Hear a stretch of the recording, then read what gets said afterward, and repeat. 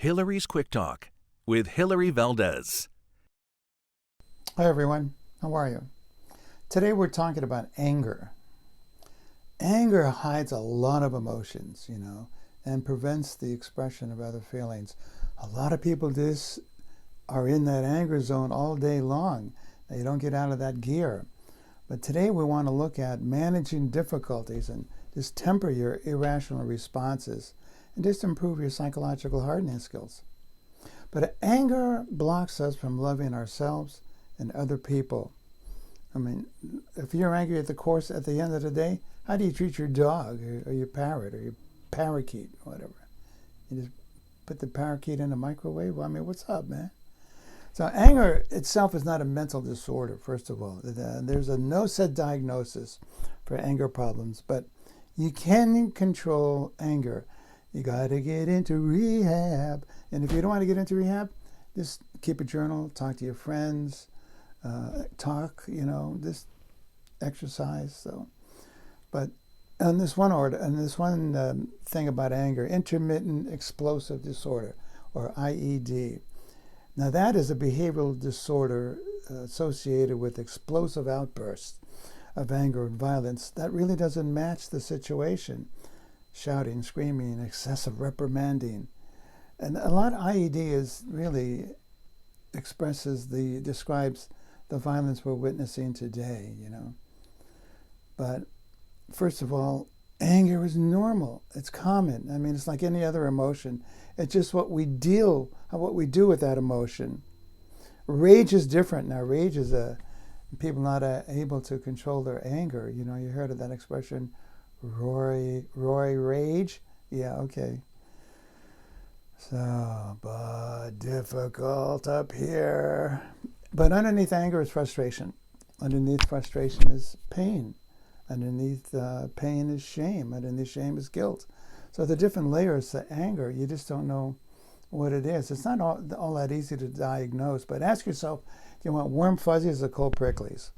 But anger is a tough emotional place to be. So if you're walking around the grocery store angry while you're fondling cantaloupe and sniffing the watermelons or cantaloupes, or just all day long looking at the avocados and got the grumpies, it becomes a barrier to feeling good, the grocery store is a good place to meet people. Hi, what do you think of this avocado? How would you fix this with steak? I mean, you talk to people, give yourself a break, man. I mean, get over the anger stuff, But is your anger justified? Stay calm when you're angry. Oh, avoid yelling, screaming. And that's kind of hard too to ask people, I don't like to shout. It makes me feel bad when I shout at somebody, So if I do that, I say, okay, let's rewind.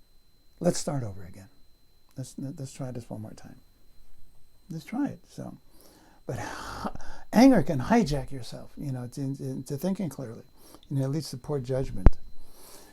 But, once you start getting angry, it's the root cause of substance disorders and domestic abuse. Once you start smoking and coking and cracking, things get out of control, and then you're out of control. And then it's really no fun, because that can lead to, life ambushes, and that can lead to divorce, school problems, being homeless, job changes, victims of violence. It's sad stuff, man, but it's real. It's going on with people every day, all the time. So what happens, though, when you're angry, that could lead to your bad temper, mood swings, irritability, depression, get easily discouraged. It's a cycle. So anger triggers a lot of stuff. So try not to get so angry. Just be honest with yourself, manage the moment. Know what kind of person do you want to be? Just don't lie to yourself, But the more angry you get, the tension builds up in your body. So you get ulcers, allergies, high blood pressure, heart attacks, stroke, gaining weight. That's all bad juju, man. Now your worst decisions are made when you're angry. So don't make decisions when you're angry. Don't make emotional decisions when you're angry. Avoid character assaults when you're angry. You're just a shallow SOB. Okay, well, that's not going to help resolve any conflicts here. And in the middle of an argument, don't start talking about car payments or something else. Stay focused. What's the issue? You know, and know when to disengage. If things aren't working, okay, take a break. Take a break. Now here's the big point. Don't ask men, how do you feel? Timmy, how do you feel? Oh, Billy, how do you feel? You know, men first of all don't like talking about their feelings, so they think it feminizes the conversation, right? So let a guy just talk, cuss and discuss. I mean, don't tell a guy how to, argue correctly in the middle of an argument. Oh, you shouldn't say that. Oh, you should do it this way. All these should messages, it's going to make people angry. So go to a family therapist if things get out of control. But here's what you do. Ask your man the what questions, because that'll segue into his feelings. What do you think about that? What is your reaction? What are your expectations? What does that mean to you? What's going through your head? How do you understand that? What are the advantages and disadvantages, Be careful with your tone. Your tone is critical. Well, what do you think about that? What do you think about that? No. Just kind of be neutral in your conversation. Well, what's the next step? What's your idea? What's the plan? What would make you happy? What's your dream? What do you want to do? So, wow, that's a lot of stuff, huh? But anger is a heavy subject, so just don't make decisions when you're angry, right? So, and ask the guy what are his expectations. So, okay, that's enough. I'm getting too wordy here. Okay, work hard, play hard, fight fair, nobody hurt. Careful out there now. Pay attention. Try to get at least one hug in today. Wouldn't that be fun? Okay, safe travels. Take care. Life skills pay the bills.